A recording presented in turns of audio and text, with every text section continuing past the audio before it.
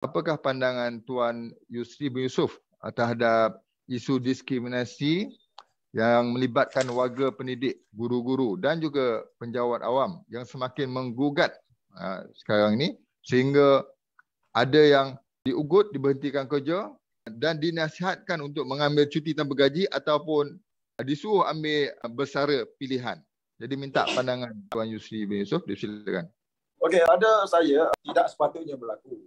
Pada sekolah ni sepatutnya menjadi platform untuk mendidik masyarakat hidup di samping COVID. Sebab kita tahu haruslah ada dalam masyarakat ataupun komuniti.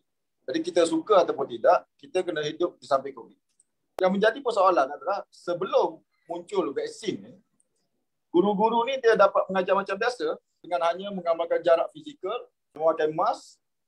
Lepas tu, maksudnya dia boleh lagi mengajar bersemuka dengan pelajar. Tapi selepas vaksin masuk, ironinya guru-guru yang memilih untuk menolak vaksin ini tidak dibenarkan untuk mengajar bersemuka, sedangkan langkah-langkah pencegahan ataupun langkah-langkah SOP yang disarankan oleh KKM telah diambil. Contoh, memakai mask, memakai face shield, jarak fizikal, kelas ada ruang perudaraan yang terbuka. Tapi hanya kerana guru-guru ni pilih untuk menolak vaksin yang mana kerajaan sendiri tetapkan sebagai sukarela, diorang tak dibenarkan untuk mengajar bersemuka. Jadi ini polisi, satu polisi yang bagi saya tak masuk akal, tak munasabah, tak relevan, tidak bersandarkan kepada data dan sains.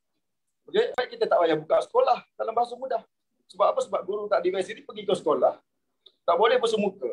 Boleh bersemuka pun di sebalik tirai plastik, macam mengajar dalam akuarium.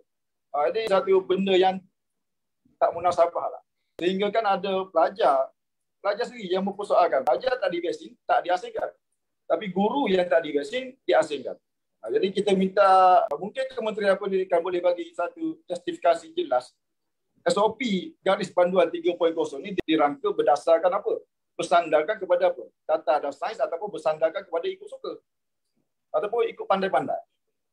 Dan lebih menduka citakan kita lah. Okay? Diskriminasi ni berlaku ni bukannya diasingkan biasa. Diletakkan di dalam toilet. Diletak di dalam store.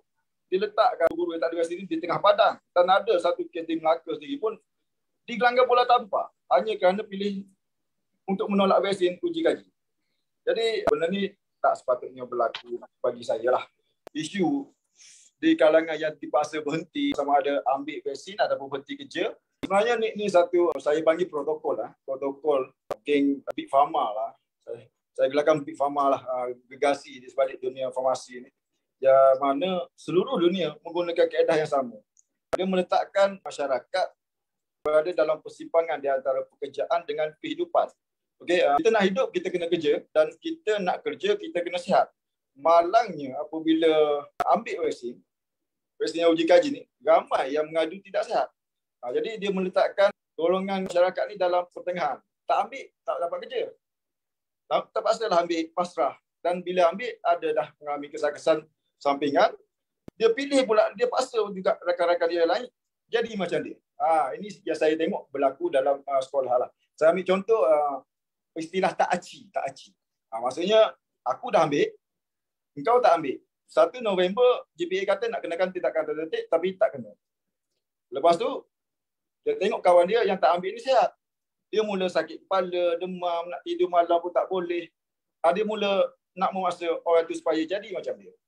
Dan di kalangan ketua jabatan ni pula dia ada pula satu KPI yang nak capai 100% vaccinated. So bagi saya ni satu benda yang tak masuk akal, satu benda yang gila lah. Okay? Tak ada satu negara pun yang 100% vaccinated. Sebab mesti ada menolak berdasarkan berbagai faktor. Kesihatan, kepercayaan. Ada juga yang menolak atas dasar agama. Jadi nak capai 100% tu, bagi saya menteri-menteri kita ni tak pakai otak lah. Kena guna otak lah. Okay? Kalau kita nak buat SOP, kita kena pakai otak. Jangan kita pakai ikut suka kita saja. Dan nak buat SOP untuk mencegah penyakit, kita kenalah rujuk pakar penyakit-penyakit. Bukan kita main ikut suka je. Dan sekarang ni SOP di sekolah ni memang jelas dan memang nyata. Tidak bersandarkan kepada sains, tidak bersandarkan kepada data. Dan tak ada satu justifikasi jelas kenapa guru yang tak vaksin ni tak boleh mengajar bersemuka. Sedangkan dia dah buat saringan. okey, dah buat saringan, ujian saringan negatif, tak dibenarkan mengajar bersemuka. Jadi untuk apa kau saring? Saring untuk apa? Sekadar nak lariskan test kit. Nak banyakkan test kit dijual dalam pasaran. Jadi tak munasabah lah. Bagi saya, Kementerian Pelajaran atau Kementerian Pendidikan Malaysia ni perlu semak balik, perlu menilai semula SOP garis panduan 3.0 ni yang pada saya memang bukan bersifat untuk mencegah penyakit, memang diskriminasi, memang untuk mengasingkan manusia, memang untuk memisahkan guru-guru ni pada dua kelompok. Dan sekarang ni kebanyakan sekolah dah tak ada dah suasana harmoni. Kalau dulu rakan-rakan guru ni dia sama-sama kerja, tak ada nak iri hati semua. Sekarang ni dah tak ada. Bergaduh sama sendiri. Tengok cikgu yang tak diversi masuk kelas, cikgu yang diversi ni ambil gambar. Ambil gambar hantar PPD, report. Mulalah bertelagah. Guru besar yang selaku ketua jabatan ni pula benar. Okey, benar. Dia gagal nak wujudkan suasana harmoni dalam sekolah tu. Sebagai ketua jabatan, dia sepatutnya mempermudahkan urusan kaki tangan bawahan. Guru bawah dia menolak, buat saringan, panggil semua guru, buat satu mesyuarat. Bukan kau panggil guru-guru yang divaksin saja, kau ketawakan guru yang tak divaksin. Ini ketua jabatan yang bullshit. Isu sukarela ni kononnya dijamin dalam perlembagaan. Tapi apakah rakyat Malaysia ni belum cukup educated tentang perkara isu sukarela ini, dan sehingga kan menyebabkan mereka bila ditekan sikit mereka menerima suntikan tersebut. Mereka kata terpaksa, tapi sebenarnya mereka sign itu sukarela untuk disucuk. Dan apabila nak ambil tindakan undang-undang, anda timbul kesan daripada vaksinasi, tak boleh. Jadi bagaimanakah cara nak menyedarkan masyarakat tentang sukarela ini?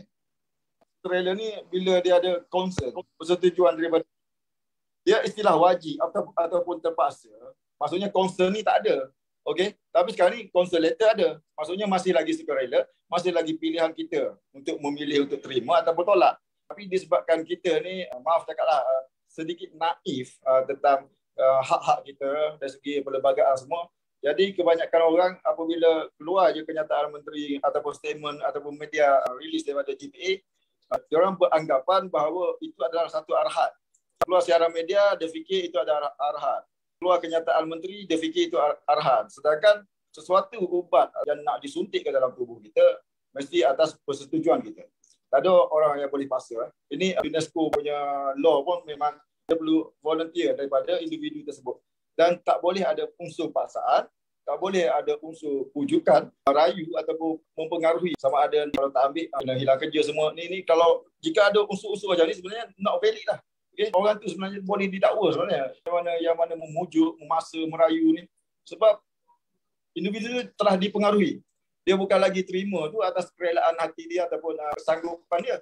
Dia terima disebabkan oleh desakan sekeliling. Jadi saya fikir masih lagi rendahlah di kalangan rakyat kita pengetahuan terhadap hak dia orang lah dari segi perubatan ni. Mungkin disebab terlalu lama kita telah dimomokkan dengan varian kan, varian alpha, beta semua. Dan kalau kita tengok berdasarkan luar negara, saya rujuk UK sendiri, kematian disebabkan oleh varian alpha lebih banyak daripada delta. Maksudnya virus bermutasi, dia semakin lemah lah. Betul. Bila dia keluar varian alpha, jumlah kematian tinggi. Tapi muncul varian delta, kematian dia tidak tinggi sepada alpha. So sekarang ni varian terbaru pula, omak kau. Saya pun tak pandai nak sebut lah. Ada macam-macam jenis varian. Saya risau sikit lagi keluar varian transformer, kita pula kena suntik vaksin Spiderman. Letih lah. Jadi orang kita kena alert sikit lah, kena tahu hak kita. Dari segi perlembagaan, apa yang terlindung. Kita jangan cakap kita terpaksa ambil semata-mata untuk kita bebas bergerak. Terpaksa ambil semata-mata untuk kita rentas negeri. Sebab kebebasan bergerak dalam persekutuan ini telah terjamin dalam perlembagaan persekutuan perkara 9. Okay?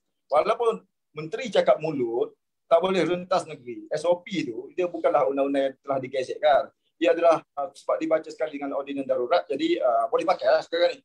Tapi hakikat dia, kebebasan rakyat atau warga negara nak bergerak ni bukan bergantung pada vaksin. Kita tak pernah tanya orang dulu, Cikgu Kai dah suntik BCG ke? Ada? Tak pernah. Tapi sejak muncul COVID yang vaksin ni, kita jumpa orang, kita tanya, dah suntik belum?